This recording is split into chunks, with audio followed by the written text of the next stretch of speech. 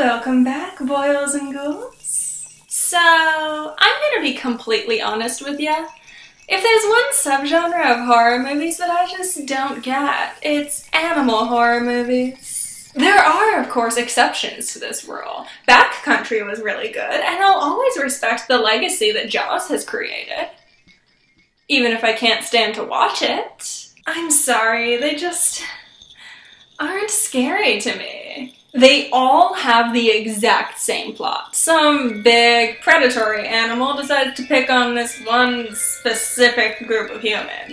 And then we just watch that happen for an hour and a half. This has never happened to me. I haven't even faced the threat of this happening because, well, here's a little known fact. If you're gonna get attacked by a wild animal, you kinda need to leave your house. I haven't left my house in 7 years. Why do you think I make videos on the internet? I have never interacted with another human being before. Ever. I'm so fucking lonely. Anyway, point is, these types of movies just aren't my cup of tea. So then what made the 2019 film Crawl stick out to me, at least enough that I decided to review it?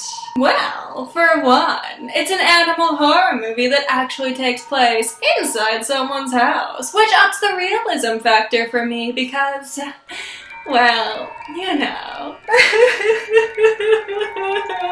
But more importantly, this movie was produced by Sam Raimi. And considering I'm always a slut for anything Sam Raimi puts his name on, here I am, actually watching an animal horror movie for once.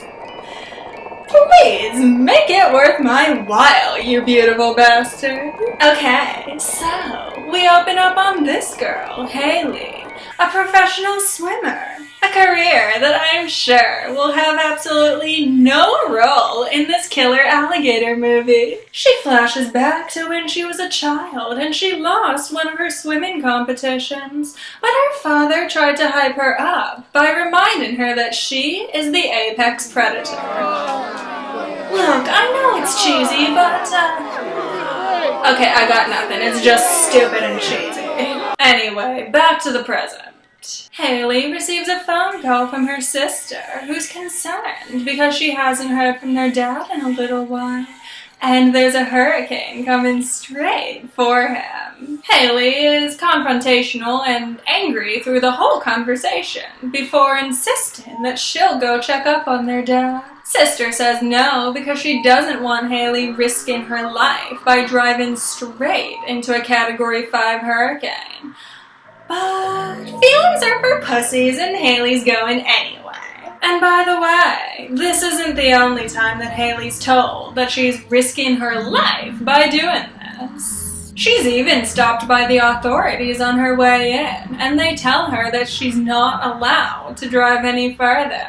She then asks one of them to check in on her father, and they agree, meaning that she has absolutely no reason to continue this suicide mission. But she drives right through them and continues along anyway. Wow, you know, knowing that this character cares so much for her own life really makes me root for her to make it at the end. She reaches her dad's house, but he isn't here.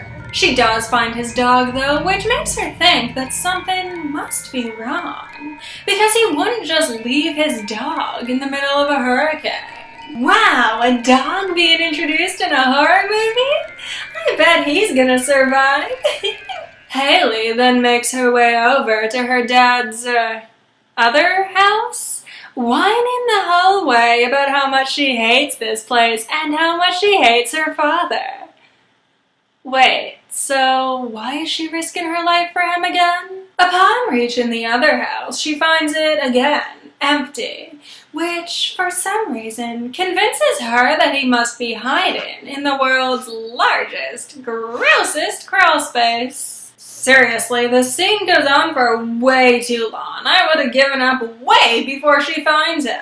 But find him she does, unconscious and injured. She starts to pull him toward the basement door when, oh, Gator. That was sudden. There is no explanation given about how the alligator got here. It's just here. Cool. I mean, does it really matter how the gator got here? We're not here for that. We're just here to watch it eat some people. Although I do have to say, I don't know what Haley and her father did to piss it off. Realistically, I feel like you would have to be careful because, gators are still large, strong, predatory animals.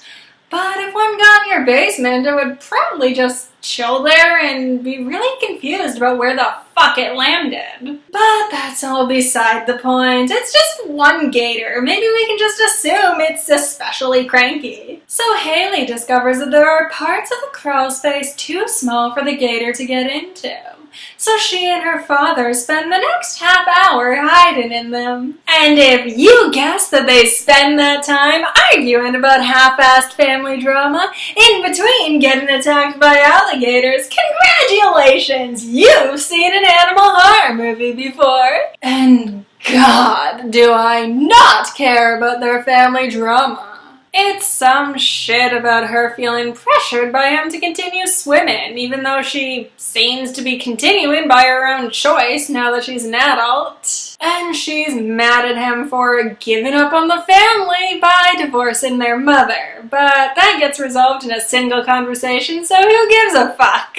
Yeah, this is pretty lame. Let's get back to the gators. Are they doing anything cool? Okay, so as it turns out, there are 2 gators in the basement, making it impossible for them to just run for the exit. And they can't exactly just wait it out for rescue, because the basement is gradually getting flooded, which... at least someone's basement is getting flooded by this movie. They spot some people stealing from the convenience store across the street and try to flag them down. But as it turns out, there are gators outside the house too, and the thieves get eaten. Why are these the world's hungriest gators? Seriously, I know that gators are big and strong and they look scary, but... according to National Geographic, your chances of actually being injured by one unprovoked is about 1 in 2.4 million. Meanwhile, these ones will just pop right out of the water and chomp you down like Pringles. If gators were actually this aggressive, then wouldn't this be happening just like all the time? Hurricane or not?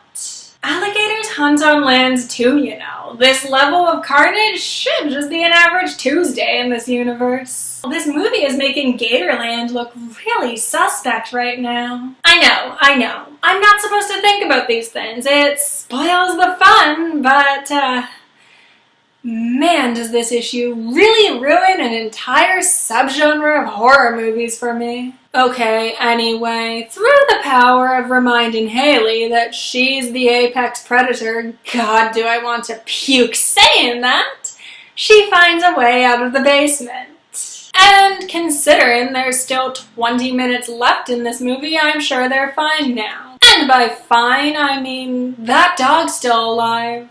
We all know something's happening to that dog. Let's see here. They try to get to the boat that the thieves left behind. They get to it, but a sudden wave crashes them back into the house. Haley gets attacked by alligators. Long shot of that dog swimming. That dog is the only character I care about here because he's the only one that I actually believe might die. But no, at the last minute, it's the dad that gets bit, not the dog.